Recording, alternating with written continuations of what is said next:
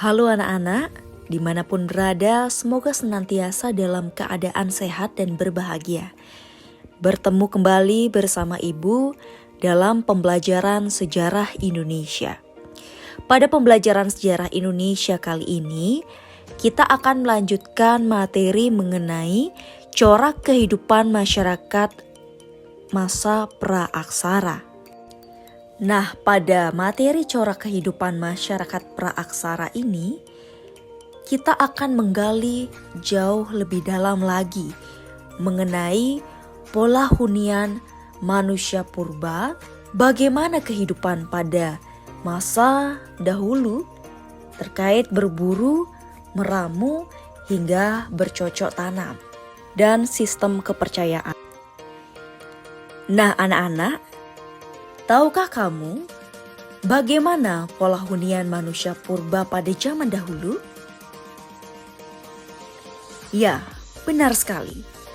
Pola hunian manusia purba pada zaman dahulu ini memiliki karakteristik, yakni kedekatan dengan sumber air dan juga adanya kehidupan di alam terbuka. Tinggalnya manusia purba pada zaman dahulu berdekatan dengan sumber air, tiada lain mengingat air merupakan sumber kehidupan yang begitu penting, baik bagi hewan maupun bagi manusia itu sendiri. Salah satu contoh dari adanya kecenderungan manusia purba menghuni lingkungan di pinggir sungai, yakni adalah situs-situs purba yang ada di sepanjang Bengawan Solo. Adanya sebaran sisa-sisa peralatan yang digunakan manusia purba pada waktu itu yang pada umumnya berada di dasar atau di sekitar sungai ini merupakan petunjuk yang dapat memberikan gambaran mengenai kehidupan manusia purba pada saat itu. Anak-anak, perlu kalian ketahui bahwa manusia purba memiliki kecenderungan untuk menghuni lingkungan terbuka di sekitar aliran sungai. Manusia tersebut juga memanfaatkan berbagai sumber daya lingkungan, seperti salah satunya tinggal di gua-gua. Pola hidupnya pun masih bersifat nomaden atau berpindah-pindah. Ketika makanan atau persediaan kehidupan yang ada di daerah tersebut sudah mulai habis, maka manusia purba akan mencari tempat lainnya untuk memenuhi kebutuhan hidupnya sehari-hari. Dan lamanya manusia purba tinggal di daerah yang dihuni sebelumnya, ini dipengaruhi oleh ketersediaan bahan makanan. Pada waktu lingkungan sudah tidak ada bahan makanan, manusia purba tersebut akan berpindah ke lingkungan yang baru di tepi sungai untuk membuat persinggahan yang baru pula. Di tempat tinggal sementara tersebut mulai berkembang pola hunian yang baru. Jadi seperti itulah anak-anak gambaran terkait pola hunian manusia purba. Baik anak-anak, sekarang kita akan lanjutkan materi kembali mengenai dari berburu, meramu sampai bercocok tanam. Didengarkan dan disimak dengan baik.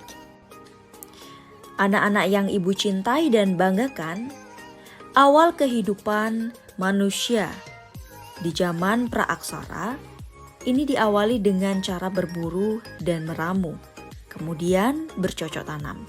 Hal ini berdasarkan hasil penelitian berupa fosil dan artefak yang telah ditemukan. Hidup mereka ini bergantung pada kondisi atau keadaan alam. Untuk mempertahankan hidup, mereka menerapkan pola hidup yang nomaden atau berpindah-pindah tergantung dari bahan makanan yang ada. Dalam kehidupan masyarakat berburu dan mengumpulkan makanan atau yang disebut dengan meramu dibagi menjadi dua, yakni masyarakat berburu dan meramu tingkat awal, dan yang kedua adalah masyarakat berburu dan meramu tingkat lanjut. Yang pertama yakni mengenai masyarakat berburu dan meramu tingkat awal. Keberadaan masyarakat berburu dan meramu tingkat awal ini merupakan aktivitas yang paling sederhana yang dapat dilakukan manusia. Karena pada masa atau manusia pada saat itu dapat mengambil makanan secara langsung dari alam dengan cara mengumpulkan makanan tersebut. Dalam istilahnya ini disebut dengan food gathering. Aktivitas berburu dan meramu ini telah ada semenjak manusia muncul di permukaan bumi ini, begitu pula di bumi Nusantara Indonesia yang kita cintai ini.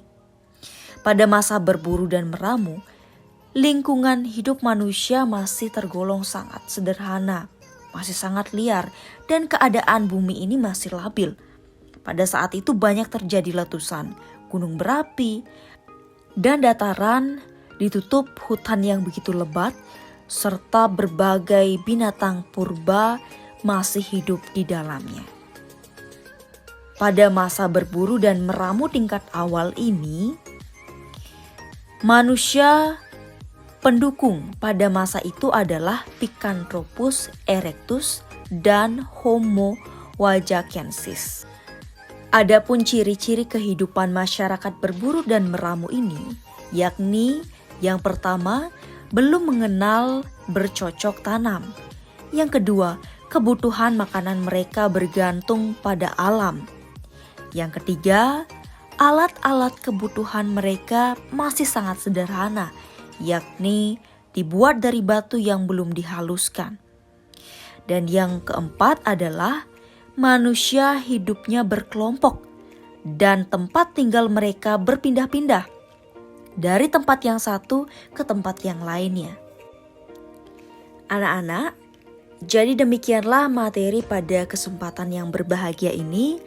Semoga apa yang Ibu sampaikan dapat bermanfaat dan berguna bagi anak-anak untuk senantiasa memahami dan juga mendalami betapa pentingnya sejarah Indonesia.